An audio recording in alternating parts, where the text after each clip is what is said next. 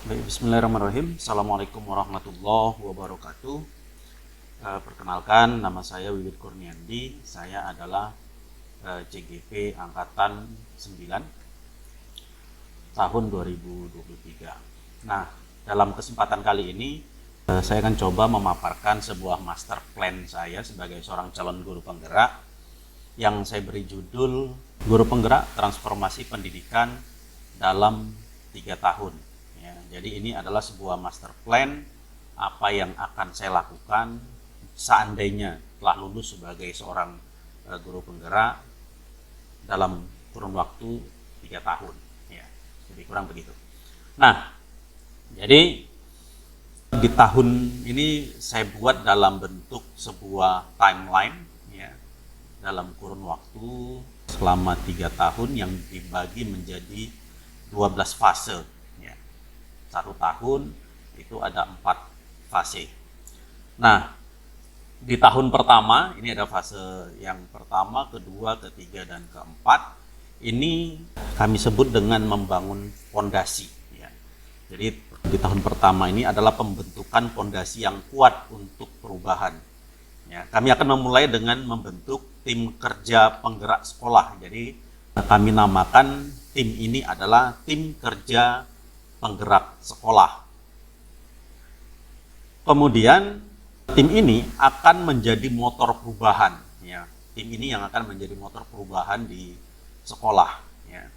Nah, di tahap awal ini akan melakukan sebuah evaluasi terhadap kebutuhan dan potensi sekolah.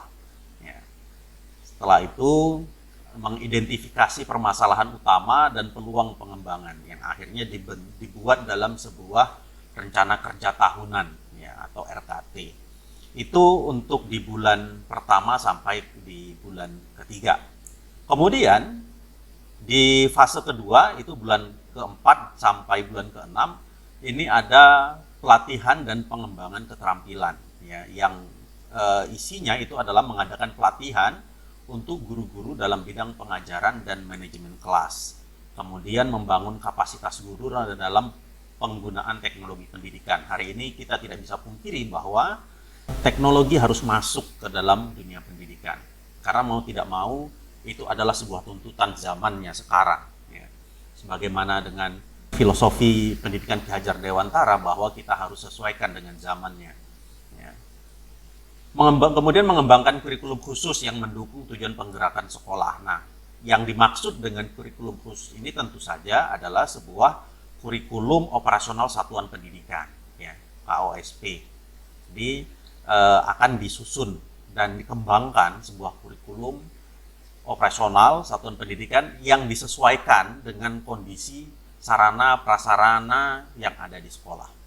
Kemudian ada yang berikutnya adalah memfasilitasi workshop dan diskusi antar guru untuk berbagi pengalaman dan ide. Ini akan dibentuk sebuah komunitas belajar di mana guru-guru bisa melakukan diskusi, sharing, kemudian berbagi praktik baik antar sesama guru.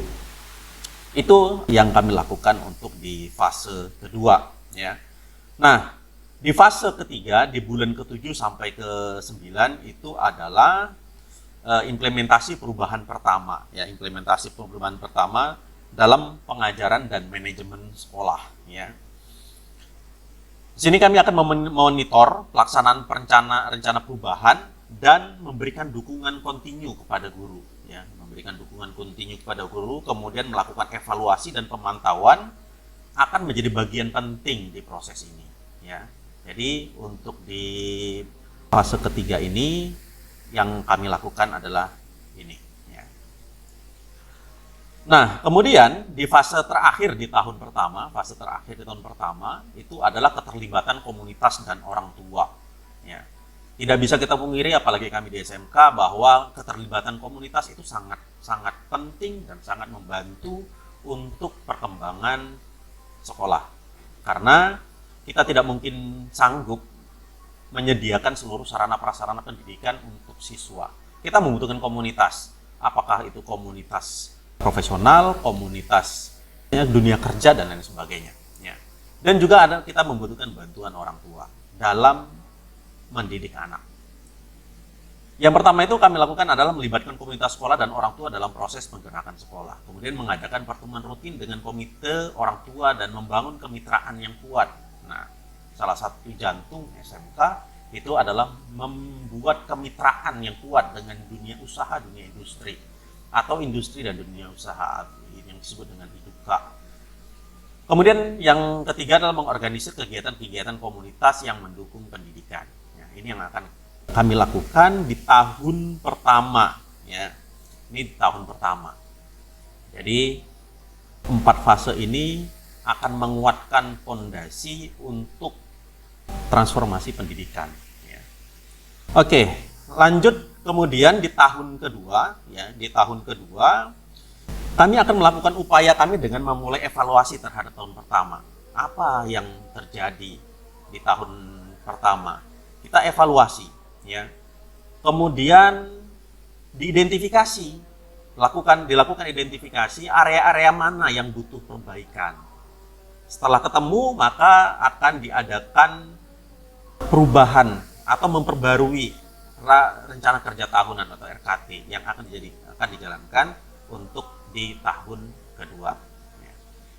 Ini di fase pertama untuk tahun kedua. Di fase kedua, di tahun kedua itu melanjutkan pelatihan dan pengembangan guru. Apa yang dilakukan, ya, hal-hal baik yang sudah dilakukan di tahun pertama akan dilanjutkan di tahun kedua. Kemudian mengintegrasikan teknologi lebih lanjut dalam pembelajaran. Ya, teknologi tidak bisa ditinggalkan, kan begitu. Jadi setelah dikuatkan di tahun pertama, maka integrasi teknologi itu harus lebih mantap lagi di tahun kedua. Kemudian memfasilitasi pertukaran terbaik praktik antar guru. Nah, Kombel juga harus sudah sangat firm di sini, ya, harus landing dengan mulus di tahun kedua ini. Kemudian di fase ketiga itu mengembangkan program ekstrakurikuler yang mendukung pengembangan siswa secara holistik. Ya. Jadi ekstrakurikuler itu menjadi fokus kami juga untuk di tahun kedua ini. Ya.